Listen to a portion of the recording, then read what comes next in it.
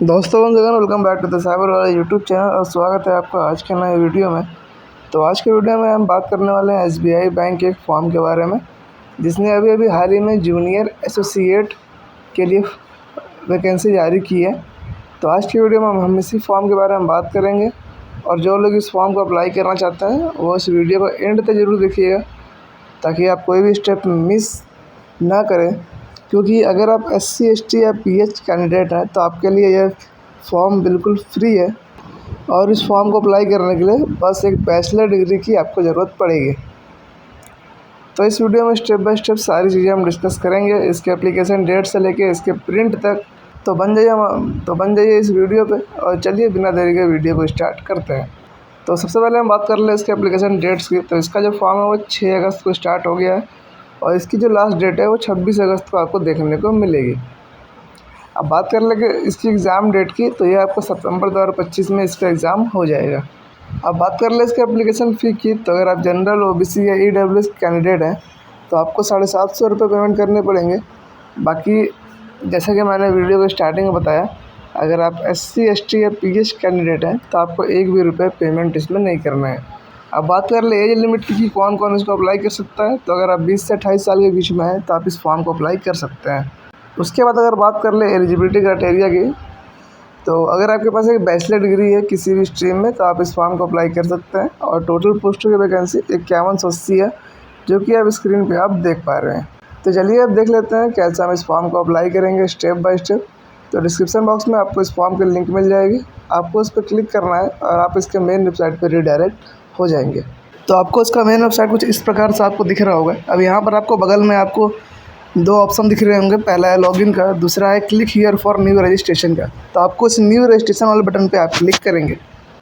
तो जैसे ही आप न्यू रजिस्ट्रेशन वाले बटन पे आप क्लिक करेंगे, आपका जो एप्लीकेशन फॉर्म है यहाँ पे स्टार्ट हो जाएगा। अब यहाँ पर आपको अपने 10th की मार्कशीट निकाल लेनी है, जैसे मैं हर फॉर्म में आपको बताता हूँ। और 10th के मार्कशीट के अकॉर्डिंग यहाँ पर आपको अपनी डिटेल यहाँ पर एंटर करना शुरू कर देनी है। तो सबसे पहले आपको एंटर करना है आपको अपना फर्स्ट नेम, और कंफर्म वाले में भी सेम आपको एंटर करना है। उसके बाद आपको मिडल नेम, और अगर आपका कोई लास्ट नेम है तो आपको यहाँ पर एंटर कर देना है। उसके बाद नीचे आपको एक सेक्शन मिलेगा मोबाइल नंबर और ईमेल आईडी का। तो इसके अंदर आपको एक एक्टिव मोबाइल नंबर और जेन्युइन ईमेल आईडी आपको एंटर करना है, ताकि कोई भी नोटिफिकेशन आप तक पहुँच जाए। तो आपको यहाँ पर अपने मोबाइल नंबर और ईमेल आईडी एंटर करने के बाद नीचे आप एक कैप्चा कोड को एंटर करेंगे और यहाँ सेव एंड नेक्स्ट वाला बटन पर आप क्लिक करेंगे। फिर उसके बाद आपको यहाँ अगला सेक्शन दिखेगा अपलोड फ़ोटो और सिग्नेचर का। तो यहाँ फ़ोटो अपलोड करने के लिए आपको इस ब्राउज़ वाले बटन पर क्लिक करना है और बगल में आपको एक लाइव फ़ोटो अपनी कैप्चर कर लेनी है। और उसके बाद नीचे आपको यहाँ पे सिग्नेचर अपना अपलोड कर देना है। तो फ़ोटोग्राफ के लिए आपके ब्राउज़ वाले पे आप क्लिक करेंगे, आपको अपनी फ़ोटो और सारी अपलोड कर लेनी है। और अपलोड करने से पहले आपको इसकी स्पेसिफिकेशन देख लेनी है कि आखिर फ़ोटो और सिग्नेचर आपका किस फॉर्मेट में मांगा है। उसी फॉर्मेट और उसी साइज़ में आपको यहाँ पर अपनी फ़ोटो और साइन यहाँ पे अपलोड करनी पड़ेगी। जैसे आप फ़ोटो अपलोड करते हैं, इसके बाद बगल में आपको यहाँ पे कैप्चर फ़ोटो का ऑप्शन दिख रहा होगा। अब यहाँ पर आपको अपने वेब कैमरा से आपको फ़ोटो कैप्चर करनी है। मान लीजिए अगर आपके कंप्यूटर सिस्टम में कैमरा वगैरह नहीं है तो नीचे आपके पास एक QR कोड देगा, क्लिक हियर टू स्कैन, उस पर लिखा हुआ है।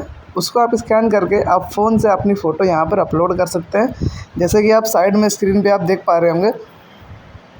ठीक इसी प्रकार आपको अपनी एक कैप्चर फ़ोटो, एक लाइव फ़ोटो यहाँ पे अपलोड कर लेनी है। फ़ोटो अपलोड करने के बाद यहाँ पर आपको अपनी साइन अपलोड कर लेनी है। और उसके बाद जितने भी टिक बॉक्सेस आपको दिख रहे हैं उन सारे टिक बॉक्स पर टिक करके आपको नेक्स्ट वाले बटन पे आपको क्लिक करना है। उसके बाद आपको अगला सेक्शन देखने को मिलेगा डिटेल्स का। अब यहाँ पर सबसे पहले आपको एंटर करना है सर्कल, यानी आप किस सर्कल से आप बिलोंग करते हैं, आपको उस सर्कल सेलेक्ट करना है। यानी आप किस स्टेट से बिलोंग करते हैं, आपको इसमें स्टेट सिटी जो भी है उसका नाम यहाँ पर सेलेक्ट इसमें कर लेना है। फिर उसके बाद नीचे आपको क्वेश्चन पूछ रहा है स्टेट या UT you want to apply for, यानी यहाँ आपसे पूछ रहा है। अब यहाँ पर नीचे आपको एक सर्कल प्रेफरेंस 1 और सर्कल प्रेफरेंस 2 दिख रहा है। तो ये वाला ऑप्शन आपका तब खुलेगा जब आप सर्कल में कोई एक ऐसा ऑप्शन सेलेक्ट करेंगे जिसमें आपको 2 ऑप्शन देखने को मिलेगा। फॉर एग्जांपल जैसे आप यहाँ पे महाराष्ट्र या मुंबई मेट्रो सेलेक्ट करेंगे तो आप यहाँ पर सर्कल प्रेफरेंस 1 में महाराष्ट्र या मुंबई मेट्रो में से कोई भी पहले आप यहाँ पर ऊपर रख सकते हैं। और अगर आप सिंगल सेलेक्ट करेंगे तो जैसे हम यहाँ पर चंडीगढ़ या न्यू दिल्ली सेलेक्ट करते हैं, तो इसमें से आप न्यू दिल्ली को अगर आपको ऊपर रखना है तो आप प्रेफरेंस 1 में सेलेक्ट करिए, और चंडीगढ़ को ऊपर रखना था प्रेफरेंस 2 पर सेलेक्ट करिए। उसके बाद स्टेट या UT you want to apply for, यानी आप जिस स्टेट से अप्लाई करना चाहते हैं आपको यहाँ पे स्टेट का नेम एंटर करना है। उसके बाद पूछ रहा है लोकल लैंग्वेज, आपको इसमें अपना लोकल लैंग्वेज सिलेक्ट करना है। फिर इसका आपके नीचे क्वेश्चन पूछ रहा है कि आपके पास जो सर्टिफिकेट है 10th और 12th का वो आपके लोकल लैंग्वेज में है कि नहीं। यानी अगर आपने हिंदी लोकल लैंग्वेज सेलेक्ट करी है तो आपने हिंदी में अपनी जो 10th और 12th कंप्लीट की है कि नहीं। अगर आपने की है तो आप यस पे क्लिक करेंगे, अदरवाइज़ आप नो पे क्लिक करेंगे।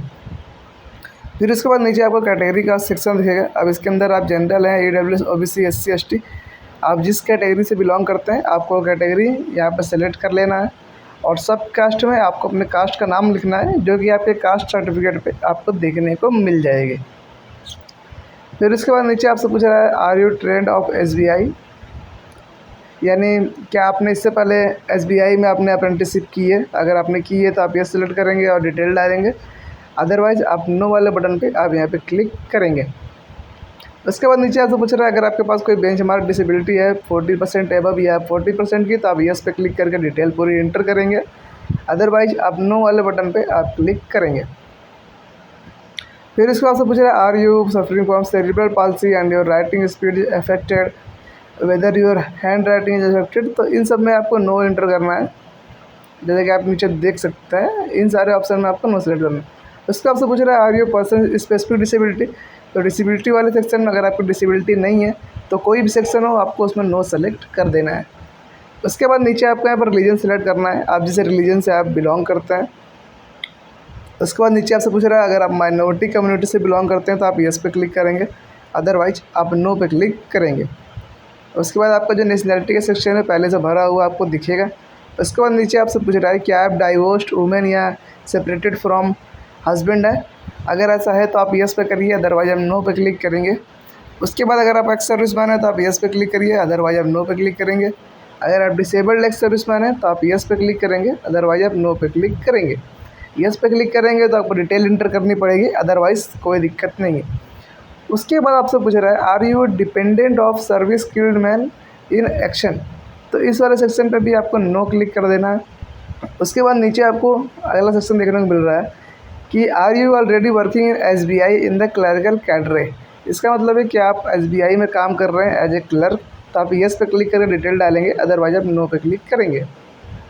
उसके बाद नीचे आपसे पूछ रहा है कि आप इससे पहले SBI में काम कर चुके हैं और आपने रिज़ाइन दे दिया है। अगर काम कर चुके हैं तो आप यस पे करके डिटेल डालेंगे सेम, अदरवाइज आप नो पे क्लिक करेंगे।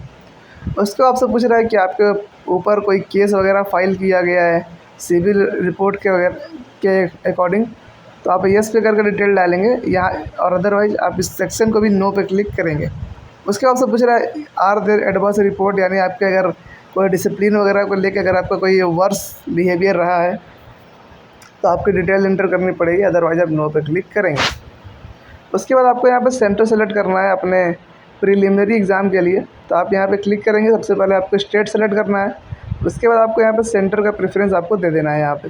ठीक उसी प्रकार प्रेफरेंस नंबर 2 में भी आपको एक स्टेट सेलेक्ट करना है, उसके बाद आपको सेंटर और प्रीलिमिनरी एग्ज़ाम में आपको उसका जो है सेंटर यहाँ पे सेलेक्ट कर लेना है। ठीक उसी प्रकार आपको मेन एग्जामिनेशन का भी सेंटर इसी तरह आपको यहाँ पे सेलेक्ट करना है। फिर उसके बाद नीचे आपको टिक बॉक्स पे क्लिक करना है जिस पे लिखा है I intend to bring the following ID। उसके बाद आपको ये ID प्रूफ में से आपको इतने सारे ऑप्शन देखने को मिल जाएंगे, passport, Aadhaar card, PAN card, driving licence. तो आप जो भी ID प्रूफ यहाँ पर देना चाहते हैं ध्यान रखिएगा वही ID प्रूफ आपको आपके एग्ज़ाम में आपको लेकर जाना पड़ेगा। तो आपको जो भी एग्ज़ाम ID आपको सिलेक्ट करना है, आप यहाँ पे अपनी एक ID सेलेक्ट करेंगे और नीचे आपको ID प्रूफ नंबर एंटर करना पड़ेगा। उसके बाद नीचे आपको एक सेक्शन पूछ रहा होगा कि पेपर के लैंग्वेज के लिए, तो इसमें आपको हिंदी इंग्लिश यहाँ पे सेलेक्ट कर लेना है। फिर इसके बाद नीचे आपको बढ़ जाना है अगले वाले सेक्शन पे। अब यहाँ बढ़ने के बाद सबसे पहले आपको एंटर करना है आपको डेट ऑफ बर्थ अपने 10th के मार्कशीट के अकॉर्डिंग। फिर उसके बाद नीचे आपको जेंडर में आप मेल हैं फीमेल हैं अपने अकॉर्डिंग आप सिलेक्ट कर लीजिए। उसके बाद जुड़वे भाई बहन है तो आप यस करिए वरना नो करिए। उसके बाद मैरिटल स्टेटस में आप मैरिड हैं, अनमैरिड है, विडो, डिवोर्स, आप जो भी हैं आपको अपने अकॉर्डिंग यहाँ सेलेक्ट कर लेना है। इसके बाद आपको आधार कार्ड नंबर यहाँ एंटर करना है और ये आधार वेरिफिकेशन के कंसेंट को आपको यस पे क्लिक कर देना है ताकि फ्यूचर में आपको कोई भी दिक्कत नहीं होगी उसके बाद नीचे आपको अपने पिताजी का नाम और मम्मी जी का नाम यहाँ पे इंटर करना है, जो कि आपके 10th के मार्कशीट के अकॉर्डिंग होना चाहिए। तो आपको यहाँ पर अपने पिताजी का नाम और नीचे आपको मम्मी जी का नाम आपको यहाँ पर इंटर कर देना है। फिर उसके बाद नीचे आपको बढ़ जाना है आपको एड्रेस की सेक्शन पे। अब यहाँ पर सबसे पहले आपको एड्रेस यहाँ फिल करना है। जैसे एड्रेस लाइन 1 में आपको गली मोहल्ला नंबर आप डाल सकते हैं। एड्रेस लाइन 2 में भी आप अपना तहसील वगैरह इंटर कर सकते हैं। डिस्ट्रिक्ट में आप अपना डिस्ट्रिक्ट सेलेक्ट करेंगे। स्टेट में आपको अपने स्टेट का नेम सेलेक्ट करना है और पिन कोड में आप अपने एरिया का पिन कोड यहाँ पे सेलेक्ट करेंगे। अब यहाँ देखिए एग्जामिनेशन फ़ी में अमाउंट नील दिखा है, क्योंकि आपने SC ST कैंडिडेट से अगर आप अप्लाई करेंगे तो आपको यहाँ पे नील दिखेगा। अदरवाइज़ दूसरे अगर आप कैटेगरी से आप इसको फॉर्म को भरेंगे तो आपको यहाँ पे पेमेंट शो होगा। उसके बाद आप यहाँ पे वैलिडेट योर डिटेल्स पे क्लिक करेंगे, जिससे क्या होगा कि आपका जो डिटेल आपने अभी तक डाली है वो सेव हो जाएगा। और उसके बाद आप सेव एंड नेक्स्ट वाले बटन पे आप क्लिक करेंगे। तो जैसे आप सेव एंड नेक्स्ट वाले बटन पे आप क्लिक करेंगे, आपको अगला सेक्शन देखने को मिलेगा क्वालिफिकेशन या एक्सपीरियंस का। अब यहाँ पर जैसे कि मैंने आपको पहले ही बताया था कि आपको सिर्फ ग्रेजुएशन की डिग्री चाहिए इस फॉर्म को भरने के लिए। तो आपको यहाँ पर अपने ग्रेजुएशन की जो क्वालिफिकेशन है उसकी डिटेल आपको यहाँ पर इंटर कर देना है। जैसे कि सबसे पहले आपको अपीयर्ड या पास में लिखा है, तो आपको इसमें अपीयर्ड या पास में अगर आप अभी अपीयरिंग है तो आपको अपीयर्ड रहने देना है। अदरवाइज़ आप यहाँ पास्ट सेलेक्ट करेंगे। उसके बाद डिग्री या स्ट्रीम में आपने किस स्ट्रीम से आपने अपनी ग्रेजुएशन की है आपको वो एंटर करना है। नेम ऑफ द कॉलेज या यूनिवर्सिटी में आपने किस कॉलेज या यूनिवर्सिटी से आपने ग्रेजुएशन की है आपको उसके डिटेल यहाँ पे एंटर करना है। उसके बाद डेट ऑफ पासिंग में आपने अपना ग्रेजुएशन कब पास किया था उसकी डेट आपको यहाँ एंटर करनी है। परसेंटेज और मार्क में आपके कितने परसेंट आए थे, और क्लास और ग्रेड में आप फर्स्ट क्लास सेकंड क्लास आप जिस भी क्लास से आप पास हुए हैं उसकी डिटेल आपको यहाँ पर एंटर कर देनी है। उसके बाद आप नीचे स्क्रॉल करेंगे तो आपको एक सेक्शन दिखेगा मिलेगा, वो है वर्क एक्सपीरियंस का। तो अगर आपके पास कोई वर्क एक्सपीरियंस है तो आप यस पे क्लिक करके डिटेल डालेंगे, अदरवाइज आप नो पे क्लिक करेंगे। उसके बाद नीचे आपको एक अदर डिटेल का सेक्शन दिखेगा, इसमें आपसे पूछ रहा है, तो यहाँ पर आपसे पूछ रहा है कि whether desirous wants to take training और नॉट, यानी अगर आप प्री एग्ज़ाम ट्रेनिंग अगर आप लेना चाहते हैं तो आप यहाँ पर यस पे आप क्लिक कर सकते हैं। उसके बाद आपको नीचे अपना UT और एग्ज़ाम सेंटर आप सेलेक्ट करेंगे तो आपको इसकी एक प्री एग्ज़ाम ट्रेनिंग आपको देखने को मिल जाएगी। फिर उसके बाद नीचे लैंग्वेज नोन वाले सेक्शन में आपको जो जो लैंग्वेज आपको यहाँ पर आती है आपको सारे लैंग्वेज आपको यहाँ पर नीचे राइट डाउन करना है। और यहाँ पे लैंग रीड, लैंग राइट और लैंग स्पीक में अगर आपको बोलना लिखना तीनों होता है तो आप ये तीनों बॉक्सेस पे टिक मार्क करेंगे और नीचे अब वैलिडेट टू डिटेल्स पे आप क्लिक करेंगे। तो ध्यान दीजिएगा आपको जो जो लैंग्वेज आती है आपको सारी लैंग्वेज आप यहाँ पर एंटर कर सकते हैं। उसके बाद आप सेव एंड नेक्स्ट वाले बटन पे आप क्लिक करेंगे तो आपके सामने कुछ इस प्रकार का इंटरफेस ओपन हो जाएगा। अब यहाँ पर आपके पास जितने भी टिक बॉक्स दिख रहे हैं सारे टिक बॉक्स पे आपको क्लिक करना है 1 बाय 1, और उसके बाद आप कंप्लीट रजिस्ट्रेशन वाले बटन पे आप क्लिक करेंगे। तो जैसे आप कंप्लीट रजिस्ट्रेशन वाले बटन पे आप क्लिक करते हैं लास्ट सेक्शन आपको देखने को मिलेगा अपलोड का। अब यहाँ पर देख लीजिए आपको अपलोड क्या क्या करना है। तो पहले आपको अपलोड करना है आपको अपने लेफ़्ट थंब के इम्प्रेशन, यानी लेफ़्ट थंब का अंगूठा आप लगाएंगे और उसकी फ़ोटो यहाँ पर आप अपलोड कर देंगे। उसके बाद आपको एक चीज़ अपलोड करनी है जो है हैंड रिटन डिक्लेरेशन। तो इसके लिए आप स्क्रीन पे आप ये देख लीजिए या फिर आप स्क्रीन को पॉज कर लीजिए। आपको सेम टू सेम इसी चीज़ को आपको एक पेज पे लिखना है। इसमें आपको अपना इन्फॉर्मेशन वगैरह चेंज कर देना है और उसकी PDF या फ़ोटो बनाकर आपको यहाँ पर उसको अपलोड कर देना है। उसके बाद नीचे आप कैप्चा कोड डालेंगे और सेव एंड नेक्स्ट वाले बटन पे आप क्लिक करेंगे।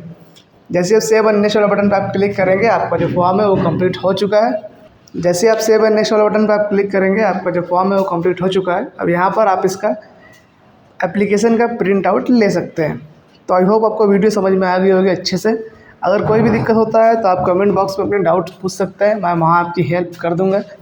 और अगर आपको ये वीडियो पसंद आई तो चैनल को सब्सक्राइब कर लीजिएगा और बेल आइकन को ऑन कर लीजिएगा, ताकि अगली बार इसी चैनल पे आपको ऐसी वीडियो देखने को मिलती रहे।